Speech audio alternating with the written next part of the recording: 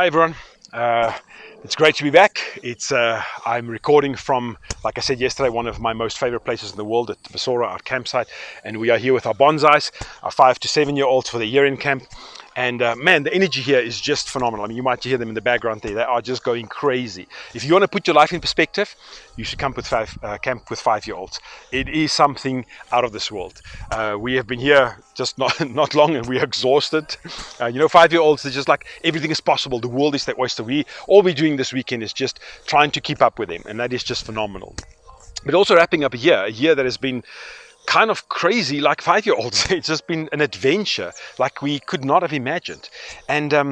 And I just want to, in this last week of recording before I break for December, I want to just recap on some of the stuff that really stood out for me this year. And again, just thank you for your time. Thank you for allowing me into your spaces to just share these things. They come out of just raw experience, out of brokenness, out of just experiencing joy that I just would love to share, because I know what it's meant in my life. Yesterday we spoke about identity, and in that, I mean, I've spoken so much about identity this year, and it will be something that we drill into so deep next year again. It is the foundation of everything that our lives are built around. It's just knowing that I'm a beloved son of the Most High God. For me, that has just been phenomenal. It's been a release. It's been freedom. It has been a goal. It's been the light at the end of the tunnel. It's been so many things. But in that, I also understood that it's, being a son, and it also means being a dad. And I mean, those are two different things. But today I want to talk about the inheritance, okay? Because I think this is the one thing this year that, out of the identity discussions and the work I've put in around myself on this issue, has just kind of opened up. And I am just, every day, want to know more about it. I'm like reading up on about it. I'm just spending time just understanding this more, because this is something that just blew my mind. And I'm hoping that some of the enthusiasm will be something that you would share in. Because if you look at how we grew up, for me, if I talk about me, if the way I grew up had such a boring, bland outlook, religious outlook on what lies ahead for me when Jesus returns. It's we never spoke about it in church. It's just something that people, we would never ever preach out of Revelation in our church. It just was like, because no one, I think, understood it.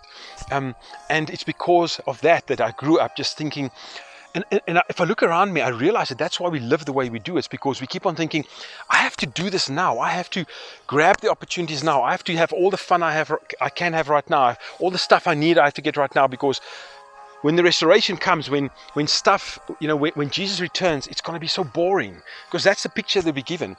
And to come to a place as a son, as a beloved son, to realize that what lies ahead for me is the most mind-blowing, phenomenal concept that my small brain just cannot wrap itself around. Guys, that for me has just opened up and given me such freedom, and it's helped me with that perspective about every single thing that goes into my life. I can put in the category of, it doesn't matter because of what lies ahead, or it is not important right now because of what lies ahead. And that is just what it should be. We should live in that expectation every single day. As beloved sons, we should be able to look at this life and going, it doesn't matter what comes my way. I know where I'm going. I know what that is. And so this stuff, if I look at this year that has gone past us, that shouldn't surprise us. It is part of where this is going. And the faster it goes, the better. The sooner this falls apart, the better, because the sooner that happens, the sooner Jesus comes back. And if I look at that and I look at what that means, that it comes to restore, the stuff that He's given us to have authority over. Guys, you have to do yourself a favor, and you have to investigate this further. You have to read into this. You have to look into this. You have to have discussions around this. Do not walk every day just in survival mode thinking, let me just get this day finished and let's see what happens tomorrow. It is not worth it. It is not the way that we should live. It's not what God has in store for us. The restoration of all things, the stuff that lies ahead for us. If you start dreaming like a child, have you ever thought about some of those things? Have you asked the questions? I've been in conversations this year where we were talking about, I wonder, I would love to have wings and fly. It's like, I would love to see what goes on underneath the sea. I wonder if I'll be able to breathe underwater. I read this book by John Eldridge called All Things New, and you really should read that. But one of the things at the end of the book he talks about is like, so what are the first 3 things that you're going to do in the restoration? And I tell you, when you start thinking about that, if you start dreaming about that, if you go through your day and you ask Abba, it's like, Dad, tonight when I dream, just show me something. Let me dream about something. Show me a reminder quickly, just today, that this lies ahead.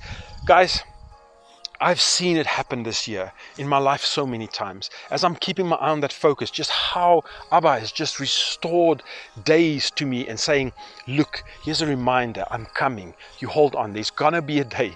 The reckoning is coming. The justice is going to be served. I just, this is coming. Hold on. There's going to be a trumpet sound and you're going to hear the voice. You're going to hear my voice and just saying, well done. Welcome home and well done, my faithful servant, my beloved son. Guys, I cannot wait for that. So I want to ask you to just spend some time just dreaming about that, just like living yourself into those spaces and just really think about what that will be like for you and how you and Abba is going to be just in that moment. Just in closing, for me, one of the most amazing things I cannot wait for is to just put my head on his lap and just experience him in the love and the fullness of how he sees me every day. May you experience some of that. Until we chat again, God bless you.